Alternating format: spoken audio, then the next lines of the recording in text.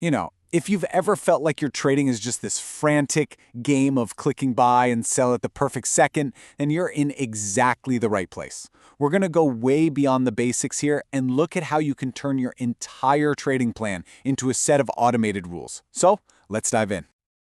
Just imagine this for a second. You've done all your homework, you know exactly where you want to get in, where you'll take your profits, and, crucially, where you'll cut your losses. But what if you could just program that entire strategy to execute flawlessly, whether you're at your desk, on a plane, or fast asleep? Well, that's not science fiction. That's the power of advanced trading orders. All right, so let's start with the problem that every single trader runs into, probably on their very first trade. You're in a position, now what? How do you actually manage the exit? Yeah, this is the classic dilemma, right? On one hand, you want to set a limit order to lock in your profits if the price goes up, but on the other hand, you absolutely need a stop-loss order to protect your capital if it goes down. The problem is, if one of those gets hit, the other order is just left dangling out there, live in the market, and that can lead to some really unexpected and unwanted trades. It forces you to be glued to your screen. This is where the OCO order comes in. It stands for One Cancels Other, and it's this incredibly elegant solution. It does exactly what it says on the tin. It lets you place two orders at the same time, your profit target and your stop loss, and it links them together. The moment one of them executes, the other one is automatically canceled. It's designed to give you peace of mind. Okay, let's make this real with a quick example. Let's say you buy a stock at $100. You immediately place an OCO order. Your take profit is a limit sell at 105 and your stop loss is set down at 98. Now, if the stock rallies up to 105, boom, your profit order fills and that stop loss at 98 instantly vanishes. Or, if the stock falls to 98, your stop gets triggered and the 105 profit order disappears. No loose ends. The dilemma is completely solved. All right, let's talk about a good problem to have. This is the one we all want. Your trade is working out, it's solidly in the green, and it just keeps going. How do you stay on for the whole ride? This is where your discipline gets a real workout. You see those profits piling up, and your gut is screaming, "Take the money and run before it disappears." But if you sell too early, you could miss out on a massive move. If you wait too long, well, you can watch a beautiful winning trade turn right back into a loser. This calls for a dynamic solution. And that solution is the trailing stop. Honestly, this thing is brilliant. Think of it as a smart stop loss that follows your profits upward. It's like setting a rising floor for your gains. As the price climbs, that floor rises right along with it. But here's the key part. If the price starts to pull back, the floor stays exactly where it is, locking in the profit you've already made. So let's put some numbers to it. You buy a stock at $50, and you set a $2 trailing stop. Your first stop is at 48, but then the stock has a great day and climbs to 55. Your stop automatically ratchets up to 53. See, it's always $2 below the highest price it's reached.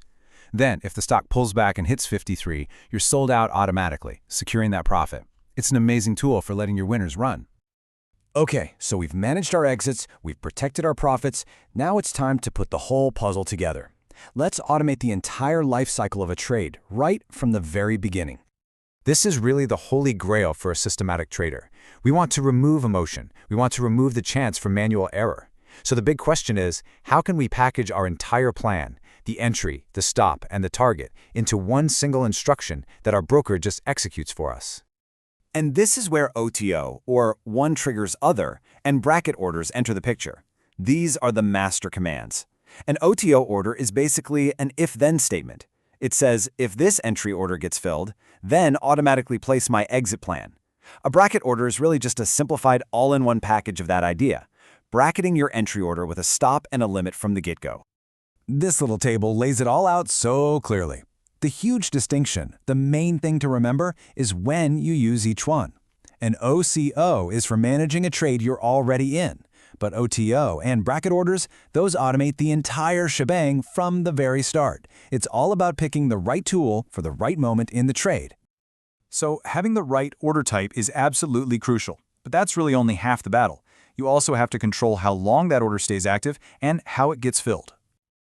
Think about it. What good is setting the perfect limit order to buy a stock at a dream price if that order just expires 5 minutes before the price finally gets there? Frustrating, right?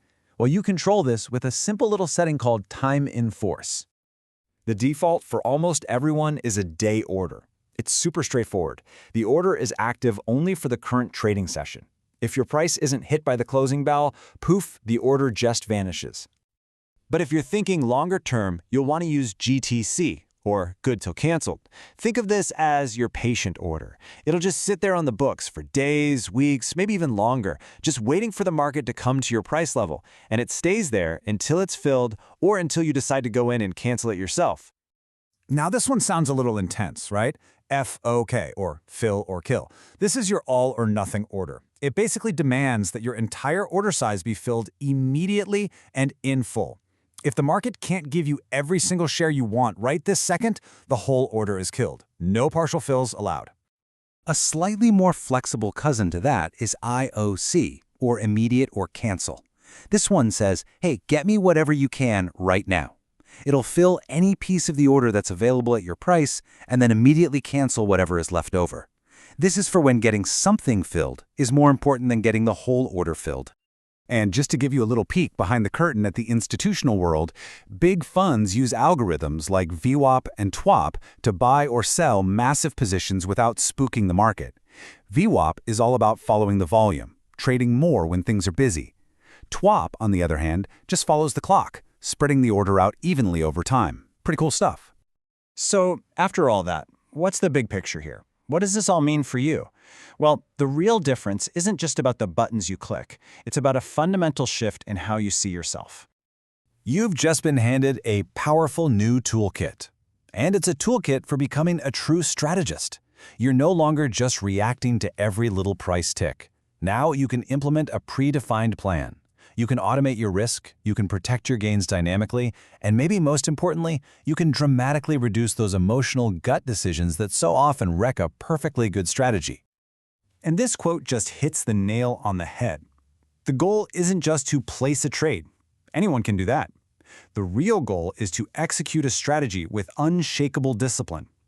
And these tools we've been talking about, they're what allow you to enforce that discipline systematically. So, I'll leave you with this question to really think about. We all have those emotional triggers, right? Maybe it's the fear that makes you cut your winners way too short, or maybe it's that dangerous hope that makes you hold on to a loser for way too long.